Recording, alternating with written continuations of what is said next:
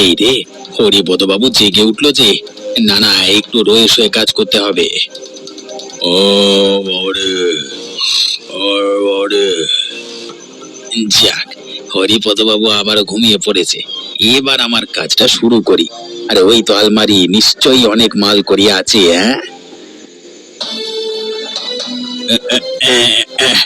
তালাটা কিছুতেই খুলতে পারছি না। কি যে করি, আরেকবার জোর দিয়ে খোলবার চেষ্টা করি।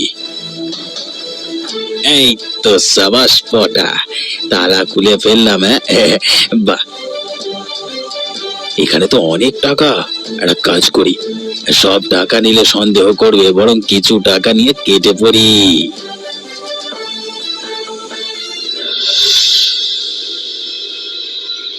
ওগো, কিছু খেতে দাও।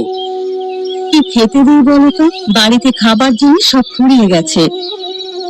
আমি আমার দিন হাজিরা কালকে তোমাকে দিয়েছিলাম, সেটা দিয়ে না হয় চাল ডাল কিনে আনতে। আমি গিয়েছিলাম, কিন্তু দোকানদার বলল আগের টাকা অনেক বাকি হয়ে গেছে, তাই সব টাকা শোধ না করতে পারলে কোনো জিনিস দেবে না। তাহলে কালকের হাজিরার টাকা দিয়েও কিছু আনতে পারলে না? ওই যে বললাম, আগের অনেক জিনিস বাকি হয়ে আছে, সব খাতায় লিখে রেখেছে। কালকে তুমি যে টাকা দিয়েছিলে সেটা দিয়েও আরো অনেক বাকি রয়েছে। সর্বনাশ, এইদিকে খিদেতে আমার পেটে ইঁদুর দৌড়ে বেড়াচ্ছে। যা আছে তাই দাও, আমি আর পাচ্ছি না খিদে সহ্য করতে। কি অভাগী আমি, তুমি খেতে চাইছো আর বাড়িতে কিছুই নেই। দুমুঠ চালই আছে শুধু, কি করে তোমাকে খেতে দিই বলো তো? তাই না হয় দাও। খিদেতে এমন অবস্থা হচ্ছে, মনে হচ্ছে যে সামনে ঘাসপালা যাই পাই গরুর মতো খাই। অভাব আমাদের সংসারকে গ্রাস করেছে, এভাবে আমরা না খেয়ে মরবো। ওগো, কিছু খেতে দাও, নইলে আমি যে মরে যাব। ঠিক আছে, আমি তোমাকে ভেনা ভাত করে দিচ্ছি, খেয়ে নাও। বেশ বেশ, তাই দাও। আচ্ছা, পটাকে তো দেখতে পাচ্ছি না, কোথায় গেল ও? জানি না, এই ছেলেটাকে নিয়ে আমি আর পারি না। পড়াশোনার রীতি টেনে শুধু ভবঘুরের মতো ঘুরে বেড়ায়। কোথায় কাজ করে দুটো টাকা রোজগার করে সংসারের হাল ধরবে তা না, শুধু বেয়াদবি করে বেড়ায়। ওর কথা বলে লাভ নেই, ভুলটা আমাদেরই। ওটাকে ঠিক মতো শাসন করতে পারিনি, তাই ওর এই দশা। সত্যি আমাদের সব দিক দিয়ে কপাল পুড়েছে। একটা মাত্র ছেলে, সেও কেমন অবাধ্য হয়ে গেল। যাক, আমি তোমাকে ভ্যান ভাত করে দিচ্ছি।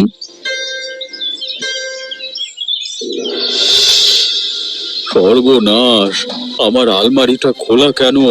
তালাটাও ভাঙা দেখছি। তাহলে কি রাতে চোর ঢুকেছিল নাকি? একবার আলমারিটা ভালো করে দেখি তো।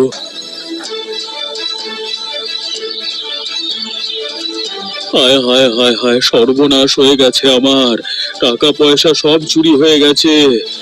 তবে তবে কিছু টাকা আছে, গুনে দেখি তো। এ বাবা, 10, 13, 18, দেখি বাকি টাকা গেল কোথায়?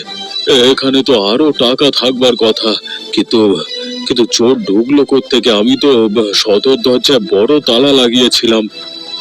ওই তো ওই তো ভেন্টিলেটরটা খোলা, তার মানে ওখান দিয়ে চোর ঢুকেছে। না, আমার এখন সতর্ক থাকতে হবে। তবে আমার যে টাকা চুরি করেছে তাকে আমি ছাড়বো না। শাস্তি দেবই আমি, 7 জন্ম মতো মনে রাখবে সে। মা, ও মা, কোথায় গেলে? এদিকে এসো একবার, দেখো আমি কত বাজার করে নিয়ে এসেছি। কিরে পটা, তুই সারা রাত কোথায় ছিলি?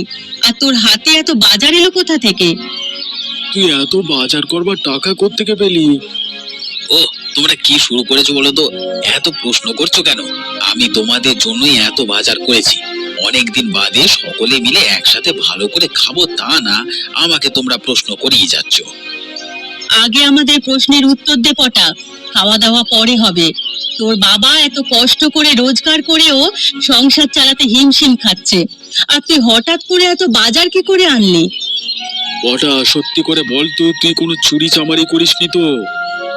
আরে না না, আমি একটা নতুন কাজ পেয়েছি, তাই সারা রাত আমি কালকে বাইরে ছিলাম। পটা, আগে তুই বল, যা বলছিস সব সত্যি বলছিস তো? ও মা, আমি তোমার দিব্যি খেয়ে বললাম, সত্যি আমি ভালো কাজ করেই টাকা রোজগার করেছি।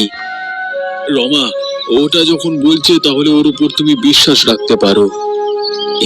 এবার বাজারগুলো নিয়ে যাও, ভালো করে রান্না করো। এখানে বড় কাতলা মাছ আছে, সাথে পাঁঠার মাংস। উপরওয়ালা আমার প্রার্থনা শুনেছেন, তাই আজকে ছেলের রোজগারে সকলে মিলে একসাথে কবজি ডুবিয়ে খাবো।